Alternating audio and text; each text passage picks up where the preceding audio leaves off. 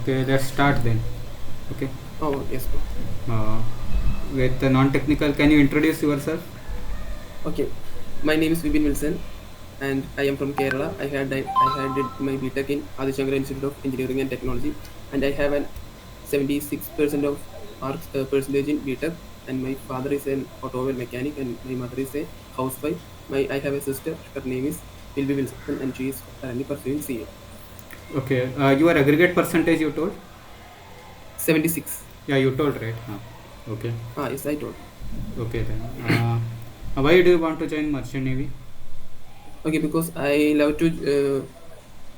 Because I have very interest in the machinery parts because my father is an automobile mechanic.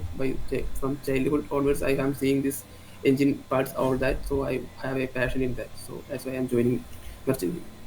Okay. Then why do you want to join Anglo Eastern?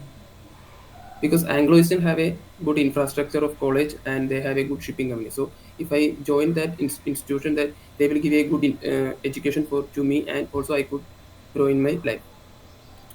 No, this is not enough.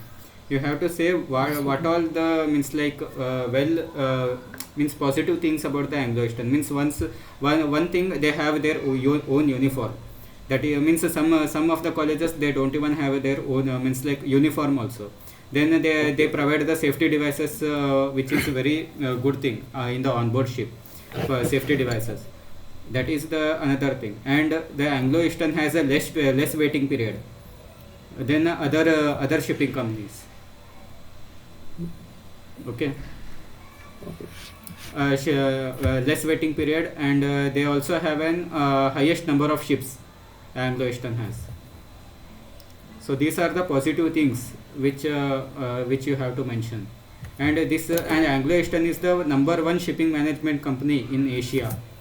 This is also another thing which you can mention. So these are the reason, and this is the one of the best companies, shipping companies in India, all over India. okay. Okay. So I didn't know it. these are the things you have to mention, and this is why I have to join. I wanted to join the Anglo Eastern, and means Okay, the points which you have mentioned, you can join any other college also. No, they also have a good infrastructure. Good infrastructure alone will not make the good company. These all the things means like it has a very less waiting period than other companies. sorry, bro. Okay. So these point you have to mention. Okay. Then Okay. okay. Then draw the centrifugal pump and explain how the discharge side is how the pressure is created in a discharge side. Okay. Created at the eye of the impeller. Hmm. So because of this negative pressure is created, the suction is or the fluid which is being sucked through the suction pipe and enter into the eye of the impeller. Now the impeller will rotate and the kinetic energy which is being imparted into the fluid particles Hmm. because of the centrifugal force imparted. And this fluid particles is radially discharged outward through the guide vanes. The casing which is being designed in such a way that it has an increasing in volume towards the discharge side of the pump. Whenever volume increases, the velocity decreases as per the equation of continuity. When velocity decreases, the kinetic energy also starts to decrease, and that point the pressure energy starts to increase as per the conservation of energy principle. This is how the discharge pressure is created at the discharge side of the centrifugal pump. Fluid comes out through the guide vanes and enters the casing. Enters the casing. You didn't tell. Okay, gateways and engines in the casing. Okay. Then what happens if air enters in the centrifugal pump? Air is present in centrifugal pump. Okay, if air enters into the system, air is compressible and water is incompressible. So the density of the air which will is thousand times less than of the density of water. So the centrifugal force which is being created will thousand times less. So it could not. So the pump could not suck the fluid and no suction will take place, and the impeller will run in dry and it will cause to form heat generate, and uh, it could damage the motor windings. So it also decrease the efficiency of the pump. This is the reason why if air enters into the centrifugal pump system. Okay. Then can you draw the gear pump and explain how the discharge pressure is created? Yes, yes.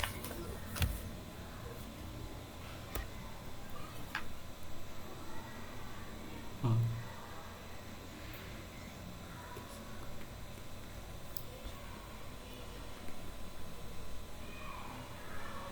Relief valve you wrote, right? Yes, relief valve. Yeah. Can you explain? Okay. The gear pump having two gears. One first gear is the driver gear and the second gear is the follower gear. When these gears two get mesh at the suction side, the gears are getting out of the mesh. So the volume increases and the pressure reduces. So because of that, the fluid which is being sucked into the casing, and that fluid is being trapped by the gear tooth and will go flow through the fine clearance of between the casing and the gears, and it will reaches the discharge side. At that time, the gears are getting into the mesh, so the volume reduces and the pressure increases.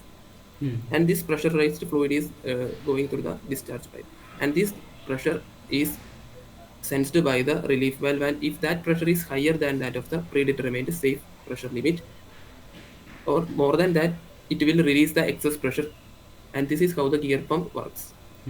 Yeah, this is fine. And VCRS, can you draw Yeah. the VCRS? Right. Yes, bro. Yes. Okay. Little upper means like Okay. evaporator, compressor. Sensing bulb you didn't do. Yes. Okay.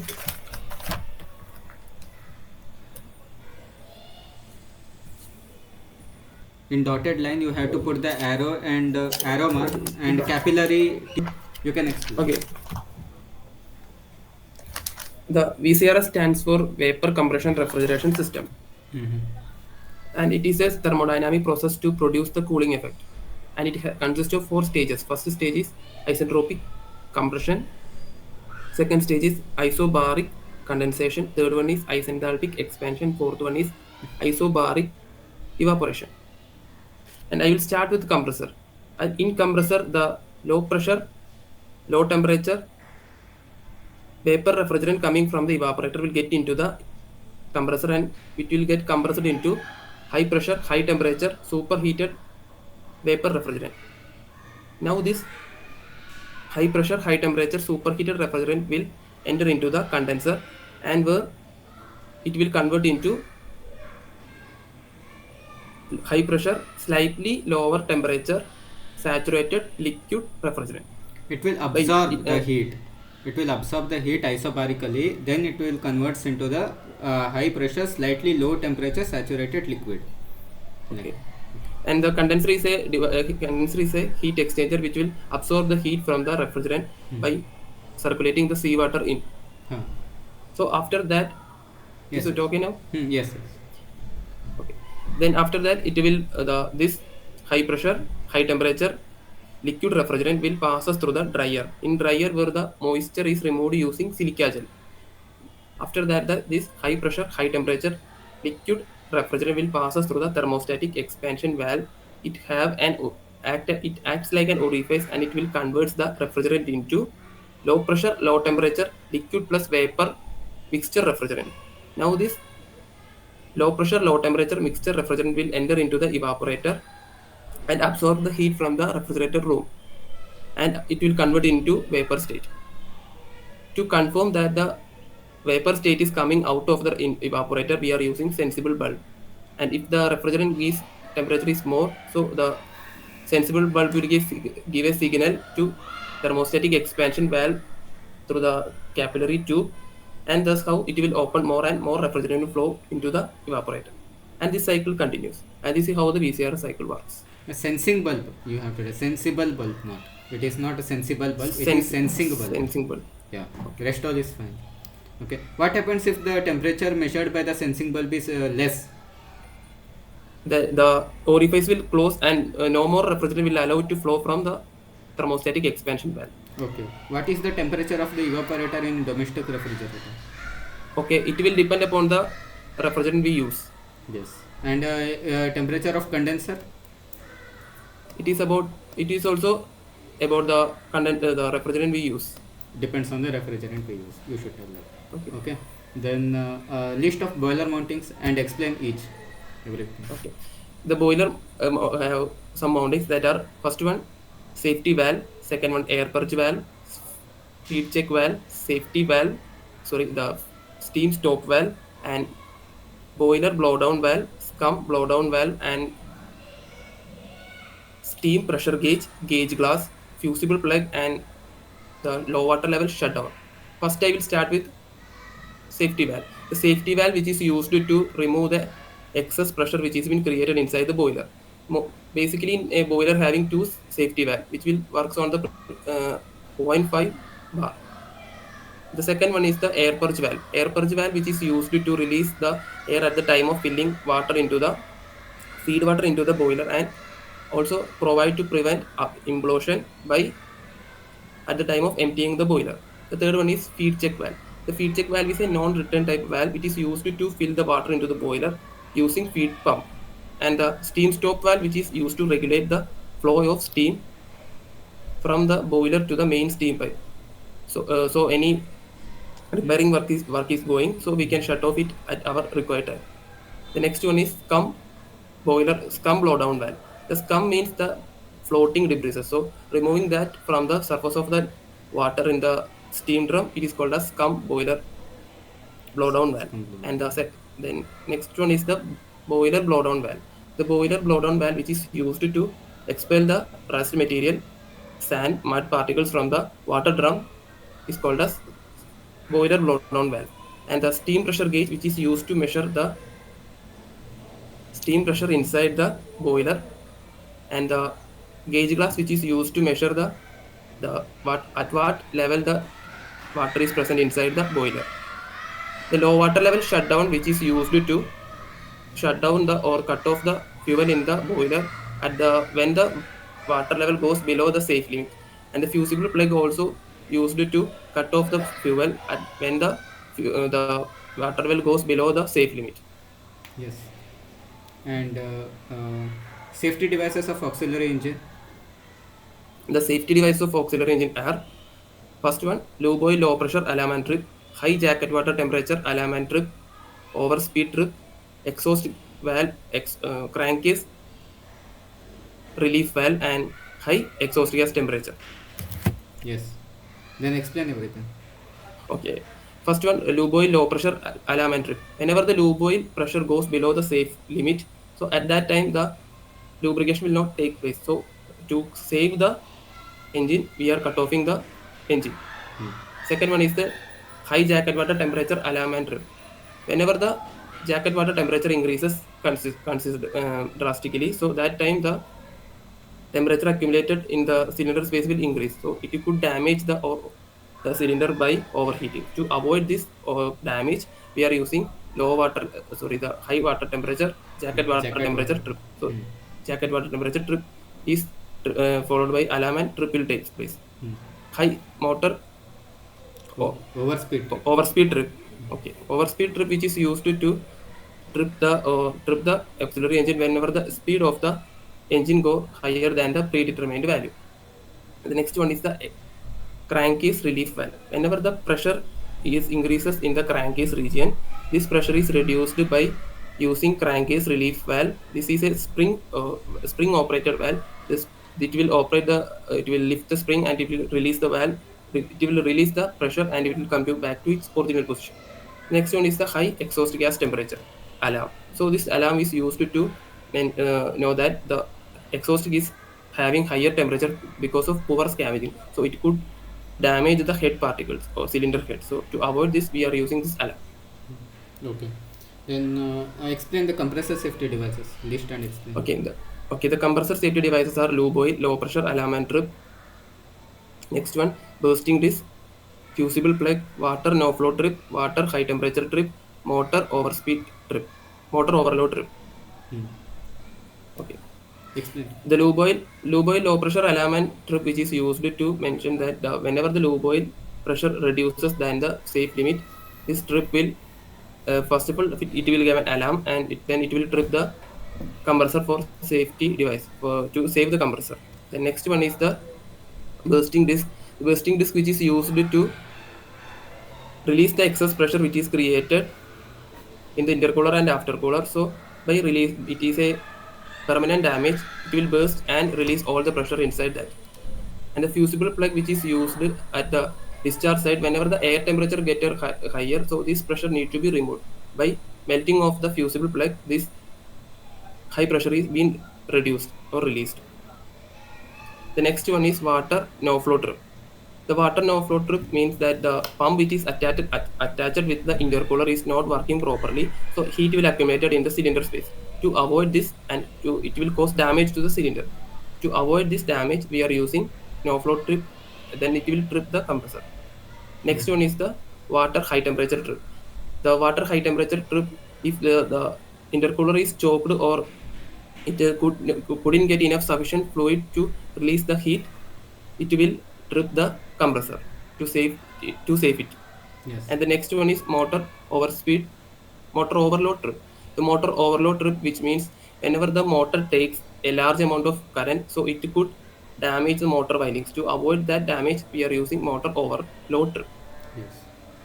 Correct. And refrigerator safety devices.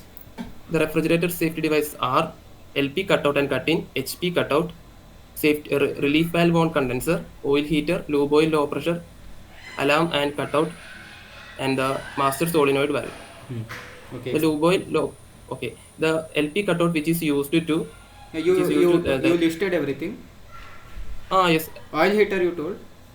It's oil heater and lube oil low pressure alarm cutout that I tell. Can you explain? Okay.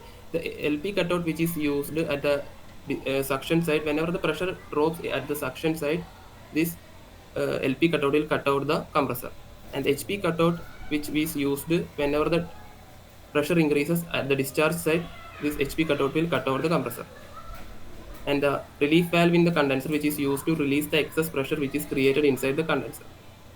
And the lube oil low pressure cutout which is used whenever the lube oil pressure lows below because of that any leakage problems, so it would alarm the or it will cut out the compressor. The oil heater which is used for the crankcase oil, whenever it get cold, so lubrication will not take place. So for a good lubrication, we are using oil heater. And the master solenoid valve which is used whenever the compressor stops suddenly, the refrigerant will overflow into the evaporator. So to avoid this, master solenoid valve is used. Then okay, you told no everything. Oil heater also you told. Oil Bursting heater. disc you told. No, bro. I didn't mention. Okay, you want to mention or not? It's like bursting disc. If I get a cross question, then in that PDF it's showing that it is in cylinder. Then if he asks any more, that I will. Okay. Put Then in you can tell. Yeah. If he asks, Bro, yeah. Is this much enough? This much is enough. There's no Okay. issues. Okay. The NDT methods, can you list and explain? Okay. The NDT methods are, the NDT means non-destructive testing. It is the method which is used to test the material or specimen without damaging it.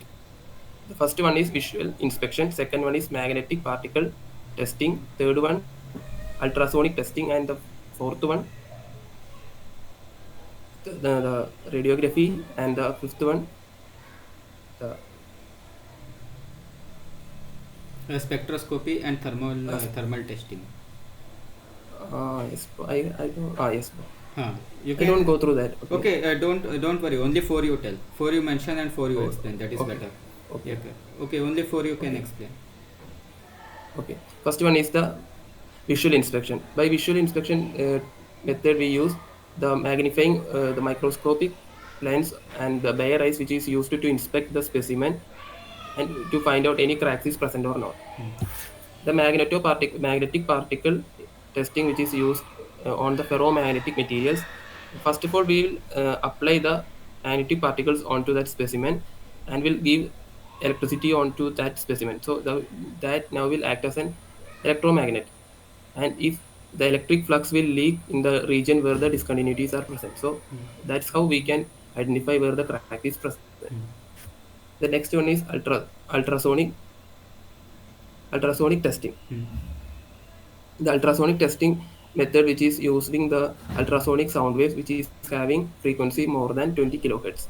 And by using this method, it is having four components. First one is pulsar, second one is transducer, then receiver, then the display unit. So first of all, the pulsar will generate the high frequency electric pulses, and it will give into the transducer. In transducer, it is this high frequency electric pulses is converted into high frequency sound waves, and this sound waves is now given into the specimen from top to bottom, and after it will come back to the transducer and convert this signal into electric pulses and given into the receiver, where the receiver will give this data into the display unit. So by analyzing that data, we can say that if discontinuities is present, there will be an variations in the echo come from the specimen, and if discontinuities is not, there will be no variation in the echo come from the specimen. Okay, then radiography testing. The the radiography testing, which uses the radio waves like gamma rays, X-rays, will passes through the specimen and will find out if any cracks or pores present inside that we can be seen in the computer screen. The next one is the red dye penetration test. In red dye penetration test, first of all, we're using a red dye, and we will take the specimen and clean it with a cleaner to remove the dirt and dust. After that, we'll apply this red dye penetrant on the surface of the specimen. After that, wait for some time. This time is called as dwell time. Then we will apply we will remove the excess dye penetrant on the surface of the specimen. After that, we will apply that developer will be applied on the surface, and also wait for the sometimes this is called as the developer time. After that, the developer will take all of the red dye penetrant from the cracks or pores if present inside the specimen, and if the crack is present, it will be shown like a line, and if pore is present, it is shown like a red spots. This Okay. is what the NDT methods and its explanations. Okay. Yeah. You told everything. Then, what is Archimedes principle? The Archimedes principle states that whenever a body fully or partially immersed in the fluid, an upward force is acting on it. This upward force is called Bion force, and this force is being equal to the weight of the liquid displaced by the fluid body. Okay. What is Faraday's law? The Faraday's law states that it has two laws. The first law states that the magnetic flux linked with the coil changes and EMF is induced. The second law states that the direction of the induced EMF is directly proportional to the rate of change of magnetic field. Hmm. Okay. Lenz law? The Lenz law states that the induced current will always flow in the direction to oppose the cause which produces it. Yes. And then Bernoulli's principle? The Bernoulli's principle states that the energy possessed by the fluid particles is the sum of pressure energy, gravitational potential energy plus kinetic energy is constant. Okay. Then what are the conditions of Bernoulli's principle? The fluid should be incompressible, invisible. These are the assumptions for the Incompressible, inviscid, steady, and the Bernoulli's principle is applicable only on the streamline flow. Along the streamline. Along the streamline, okay. it is applicable. This also need to include in this. No, don't include, but he can ask. He has asked Okay. before, so you just I go understand. through it. Okay. What is Pascal's law? The Pascal's law states that whenever a pressure is in a confined space, whenever pressure is applied in an incompressible fluid, it can be equally transmitted in all directions. Yeah. Then what is the difference between centrifugal pump and positive displacement pump? The centrifugal pump, which uses the rotodynamic principle, and in the positive displacement pump, it uses the positive displacement principle. In centrifugal pump, it uses impeller for the pumping action. In positive displacement pump, it uses the gears and screws for the pumping action. In centrifugal pump, the water which is being pumped in positive displacement pump, the oil or any viscous fluid is being pumped. In centrifugal pump, the priming is required, and in positive displacement pump, priming is not required. And in centrifugal pump, the pressure relief valve is not present, and in positive displacement pump, pressure relief valve is present. And in centrifugal pump, the flow which varies with pressure, and in the positive displacement pump, the flow is constant. Yeah. And then the Okay. difference between centrifugal pump and reciprocating pump. Okay, the centrifugal pump which works on the principle of centrifugal rotodynamic principle, and the reciprocating pump which works on the principle of reverse piston movement principle, and the centrifugal pump which uses impeller for the pumping action, and the reciprocating pump which uses the piston cylinder arrangement for the pumping action.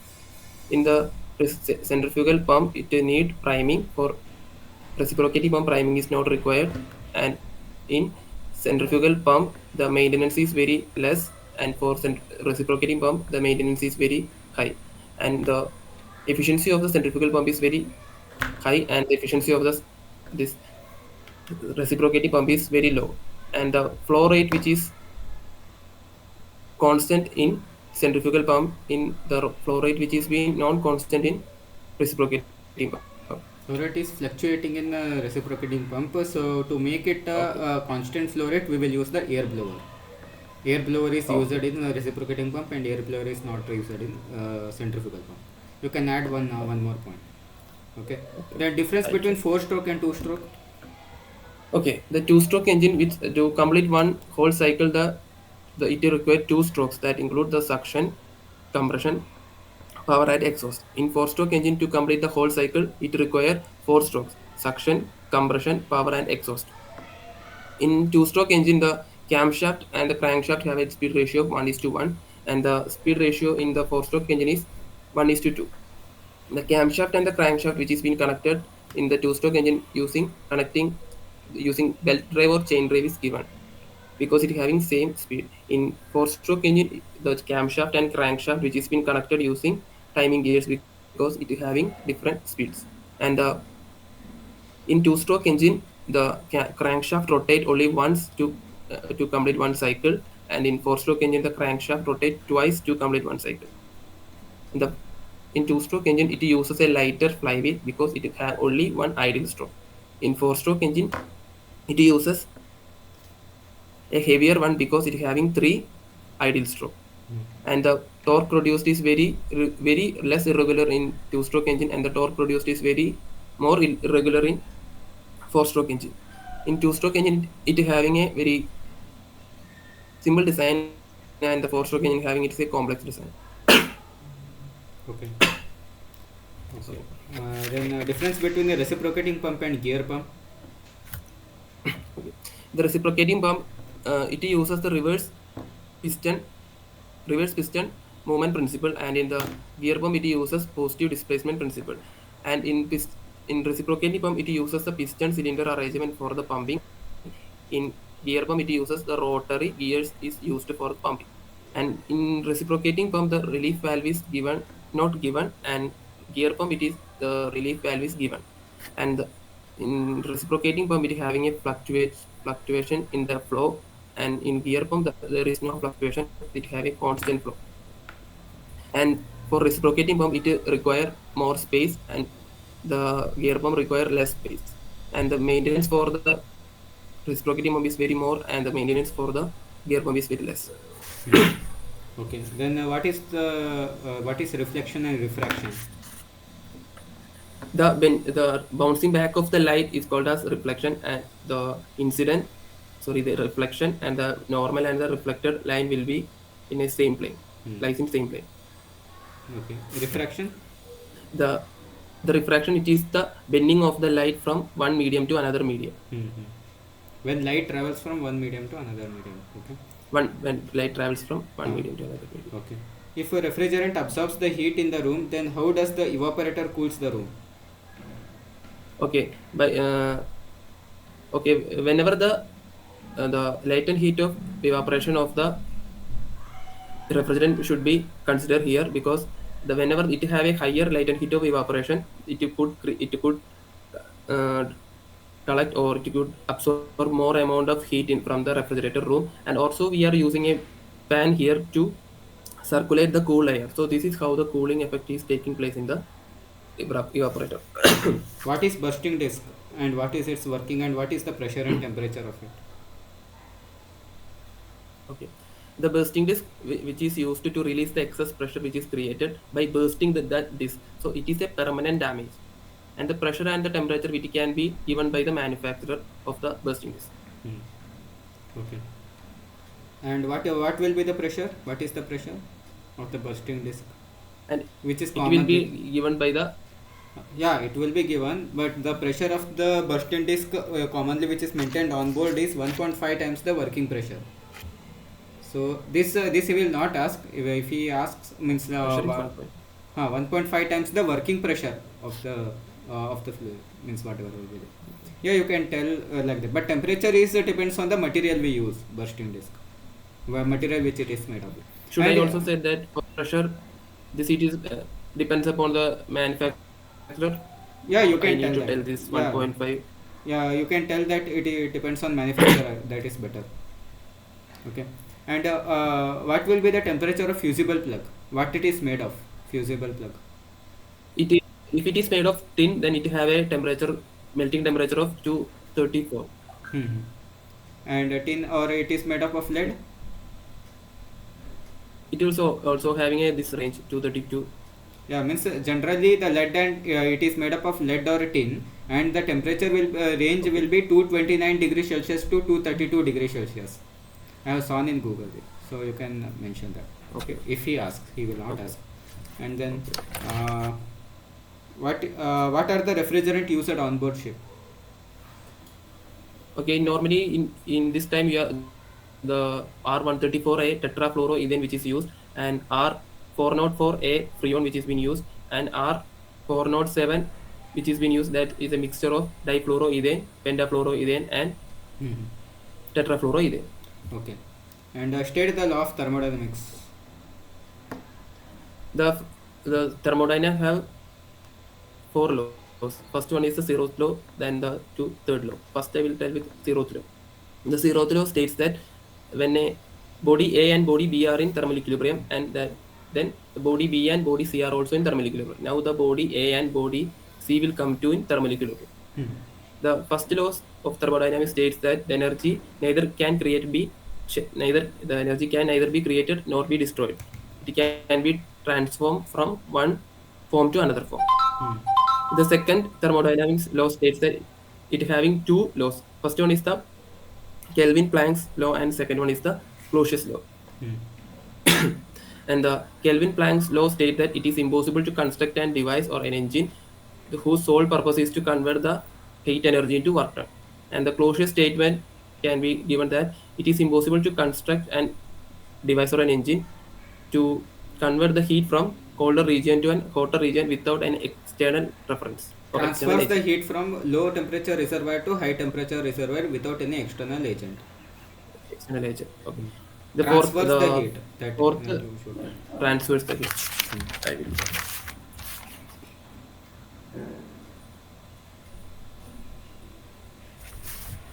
And the fourth law of the third law of thermodynamics states that at absolute zero temperature, the entropy will remains constant for a system. Hmm. Yeah. Then Okay, is this much enough yeah, this much is fine. for okay? Hmm. And precaution to be taken before the starting of air compressor. What it is? Okay, first of all, we need to check out the environment, and Hmm. need to check the oil level of the compressor, and Hmm. need to look over the compressor for if any wear outs or any problems is there, Hmm. and need to on the compressor. These are the precautions should be taken, and we also need to check the after owning the after on the compressor, we need to check the at what pressure it is being going Hmm. through the pressure gauge. Okay, okay. Then what all are the air compressor accessories? The air Hello, compressor. hello. Hello, Ha, hello. now I can hear. Yeah, tell me. Okay, it consists of air hose, air regulator, air filter, and air dryer. Hmm. Also, engine oil, Hmm. Okay. lube oil. Okay. Uh, there are still so many, but it's fine. He will not ask. It is very rare. Okay.